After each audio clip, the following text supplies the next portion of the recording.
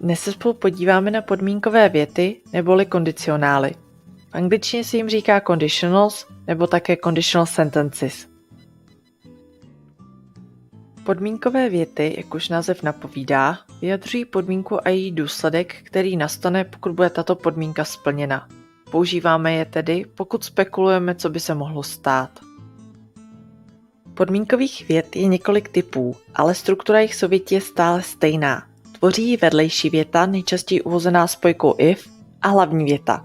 Vedlejší věta vyjadřuje právě tu již zmíněnou podmínku a hlavní věta její důsledek. Nicméně tato základní struktura existuje i v opačném pořadí, kdy začneme hlavní větou a pokračujeme vedlejší větou. Význam souvětí se změnou pořadí nemění, proto můžeme věty klidně přehodit. Jen si musíme ohlídat, že vedlejší věta je vždy uvozená if.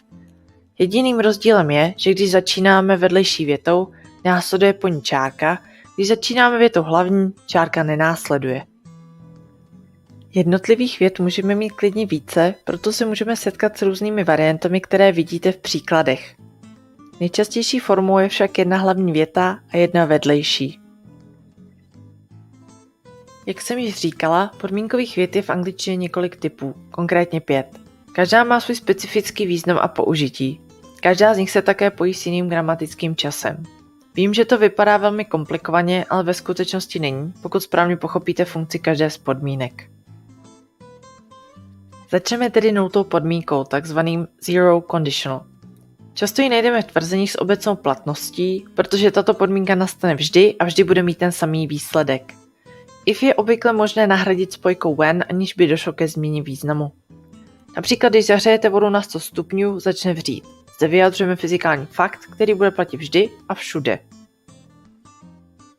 U nulté podmínky obě věty, hlavní i vedlejší, tvoří přítomný čas prostý, protože se jedná o stálou pravdu. Například, if you heat ice, it melts. Dále se přesouváme k první podmínce, která vyjadřuje reálnou neboli možnou podmínku. Ta tedy může nastat, ale také nemusí. Například, pokud nebude pršet, půjdu ven.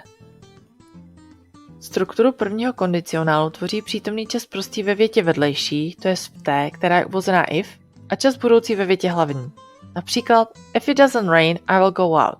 Všimněte si, že věty mohou být i v opačném pořadí, ale pořád zůstává zachovaný přítomný čas ve větě vedlejší a budoucí v té větě hlavní. I will go out if it doesn't rain.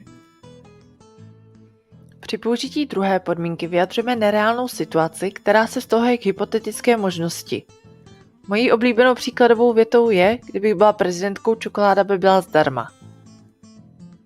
Zde je nutné zdůraznit, že vždy záleží na postoji mluvčího. Pro mě osobně je momentálně poměrně nereálné, že se stanu prezidentkou, proto bych tuto větu řekla v druhé podmínce. Pro prezidentského kandidáta, který má opravdu šanci být zvolen, to ale může být reálná situace, proto by u té samé věty použil podmínku první.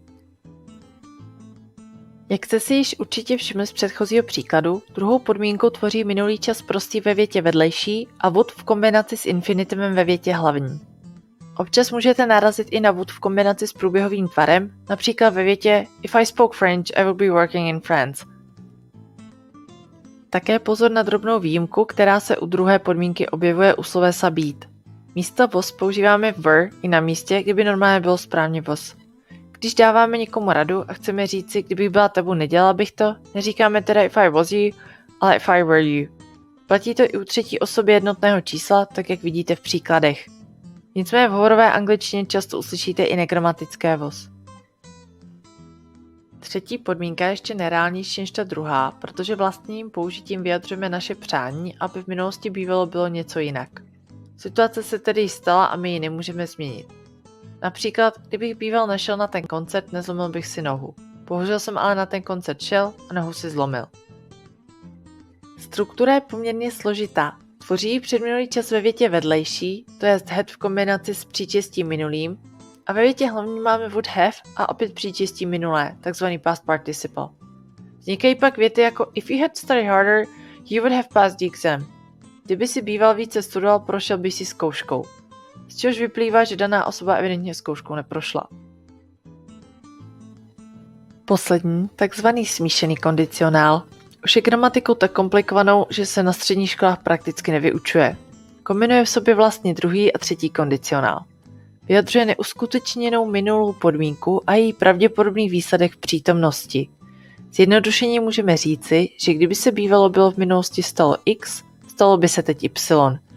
Ale X se nestalo a proto se teď neděje ani Y.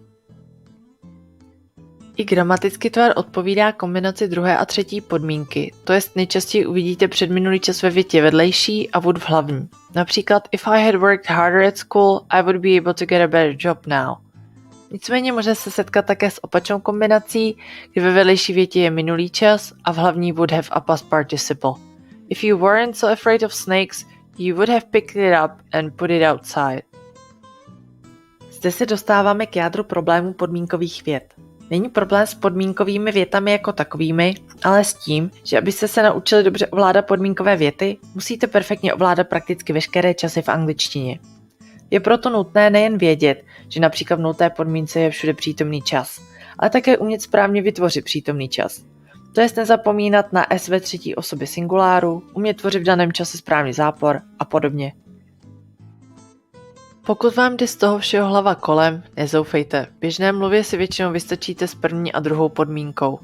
Důležité je chápat princip a pamatovat si, že, zjednodušeně řečeno, čím nereálnější daná situace je, tím dále jdete do minulosti v gramatickém čase. Závěrem se můžeme podívat na další příkladové věty. Water boils if you heat it to 100 degrees. Voda se vaří, když ji zahřejete na 100 stupňů. To je jasná nultá podmínka, protože se opět jedná o fyzikální fakt, který vždy nastane. Z první podmínky zde máme například větu If he passes the exam, we'll go out and celebrate. Nevíme předem, jestli zkoušku udělá, proto to je reálná možnost, která možná nastane, možná ne. Ve druhé podmínce můžeme spekulovat, co bychom dělali kdyby. Například If I had a lot of money, I would buy a house. Třetí podmínka vyjadřuje minulé přání, aby to bývalo bylo jinak, ale není. Například I would have helped him if he had asked. Jsem ráda, že jste to vydrželi až do konce a snad vám moje video alespoň trochu pomohlo s podmínkovými větami.